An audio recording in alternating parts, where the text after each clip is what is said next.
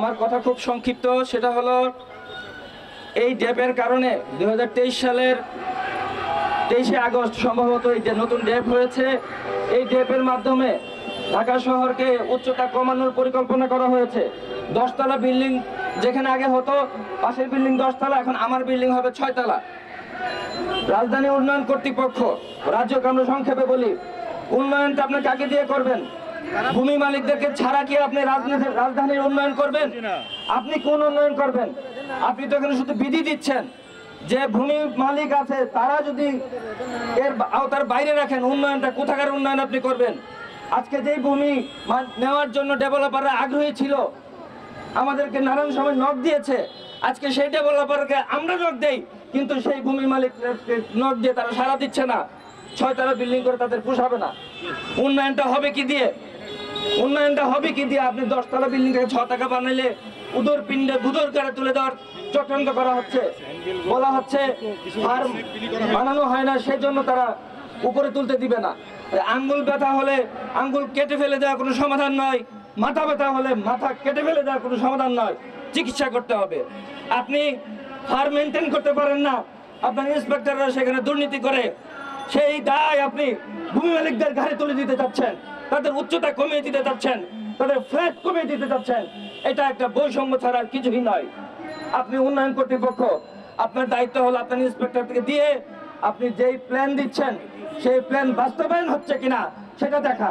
আপনি সেটা দেখতে পারেন না বলে উদর পিণ্ডে বুদর করে তুলে দিয়ে আপনার ব্যর্থতার গ্লানি আপনার কাছে না নিয়ে আপনি ভূমি মালিকদের ঘাড়ে তুলে দিচ্ছেন। আমি এই অনুষ্ঠানের কথা জানতাম না, আমি দেখে এখানে এসেছি। আমি আয়োজকদেরকে আমি যারা আয়োজন করছে তাদেরকে ধন্যবাদ জানাই, কিন্তু আমার অনুভূতি আমি এখানে ব্যক্ত করার জন্য নিজে থেকে আগ্রহ প্রকাশ করেছি। কেন আমি এখানে দাঁড়াবো না? কেন আজকে যেখানে বৈষম্য বিরোধী আন্দোলনের মাধ্যমে একটা সরকার পরিবর্তন হয়ে গেল, একটা দেশ পরিবর্তন হয়ে গেল, সেখানে রাজধানী উন্নয়ন কর্তৃপক্ষ উন্নয়নের নাম দিয়ে এই বিল্ডিংকে 10 তলা থেকে 6 তলা নামিয়ে দিয়েছে। ইতিপূর্বে বক্তারা বলেছেন এই ফারের মাধ্যমে আপনি বড় লোককে বড় বানাতে চান, গরিবকে গরিব রাখতে চান। না হলে ধানমন্ডি কেন হবে, বসুন্ধরা কেন হবে, ডিওএসএস কেন হবে, বনানী কেন হবে? আজকে মিরপুর কোথায় যাবে? মাতোয়াইল কি আপনার সৎ সন্তান? মাতোয়াইল আপনার কে? আর বনানী আপনার কে? বাড্ডা আপনার কে? এই ঢাকার ভিতরে যারা আছে সবাইকে ঢাকা হিসাবে চিনতে শিখুন। এরিয়াকে এইভাবে করে বিভক্ত করবেন না। ভূমি মালিকদেরকে ভূমির অধিকার বুঝে পেতে দেন। ডেভেলপারটা সব ভূমির মালিক, এখানে 10 তলা বিল্ডিং বানানোর ক্যাপাসিটি রাখে না, কিন্তু সে জমির মালিক।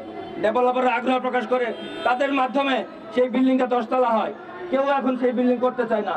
আর্কিটেক্ট যারা আছে তারাও এখন অবসর বসে আছে, ইঞ্জিনিয়ার যারা আছে তারাও এখন অধিকাংশ ক্ষেত্রে অবসর বসে আছে, কারণ এখন উন্নয়ন হচ্ছে না। উন্নয়নের নাম আপনি দিচ্ছেন, কিন্তু উন্নয়নের কোনো কিছু এখানে হচ্ছে না। এই জন্য আমি কথা সংক্ষিপ্ত এখানে শেষ করছি।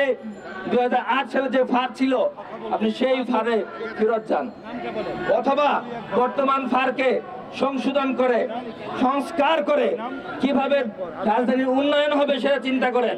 শুধুমাত্র এসি রুমে বসে চেয়ার টেবিলে চা খেয়ে উন্নয়ন করা সম্ভব নয়। সময় দিতে হবে, আপনাকে ভাবতে হবে উন্নয়ন কিভাবে হবে। একজনে বলে দিল, ম্যাডাম আমি এত লোক ম্যানেজ করতে পারতেছি না, কি করবো? তালা কমাই দেন। ওই ম্যাডামের কথায় তালা কমাই দিলেন। ভূমির মালিকদের কথা ভাবলেন না, ডেভেলপারদের কথা ভাবলেন না, আর্কিটেক্ট ইঞ্জিনিয়ারের কথা ভাবলেন না। এই বৈষম্য আগে চলছিল, এখন আর চলবে না। সবাই সচেতন। সবাইকে অনেক অনেক ধন্যবাদ জানিয়ে আমি আমার কথা শেষ করছি। আসসালামু আলাইকুম ওয়া রাহমাতুল্লাহি ওয়া বারাকাতুহু।